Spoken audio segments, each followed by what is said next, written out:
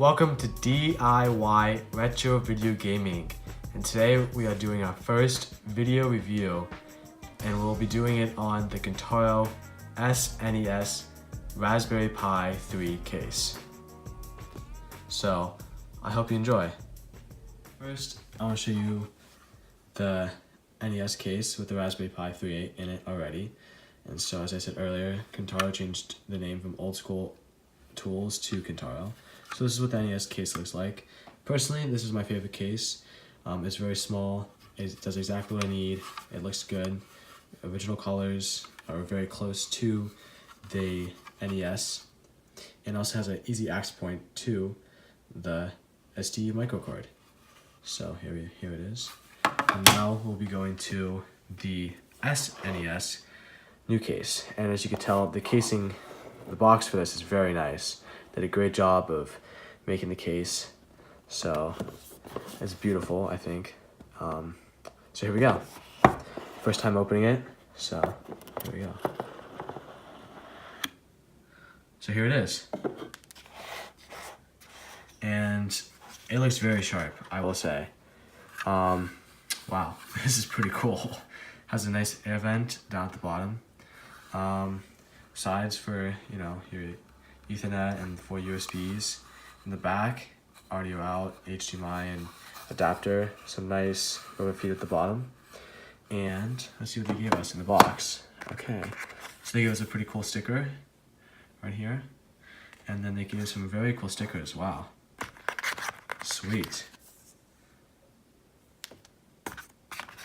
And then they gave us, wow, this is very cool.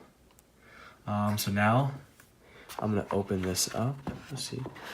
So they gave us little instructions of how to put it together. And then they gave us a screwdriver. Very handy, because the screws are very small. And they gave us the screws. So I will be putting this together. More screws and more screws. So here we have, and then here's the heatsink for the Raspberry Pi 3. So I'm gonna stop the video and I'm gonna put it together and I'll show you the final copy. So right now, I'm taking out the old screws of the NES case and to get my Raspberry Pi out so I can put it into the SNES case. And so right now I'm using the screw that they gave me for the SNES case and to get the screws out of the old case. And it's actually working very well, which I'm very happy with, because to find a screwdriver for these small screws is very tough.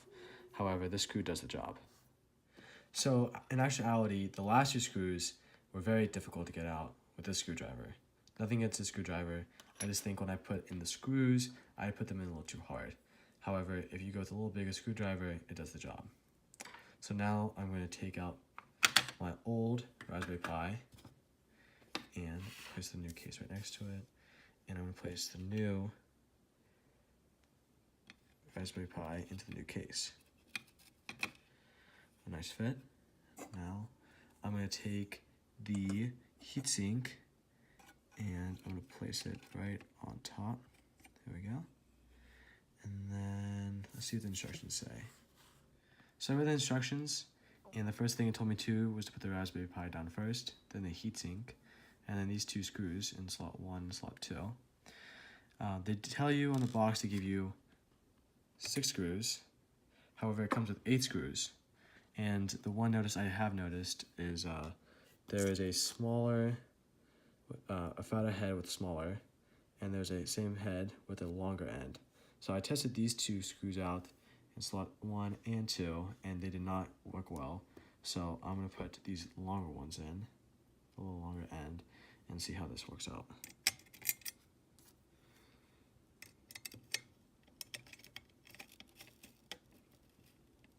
Much better. You can definitely tell a difference in screwing these in, that these are actually going in. Okay, so it's nice and tight. Now, I'm going to put the top of the case on.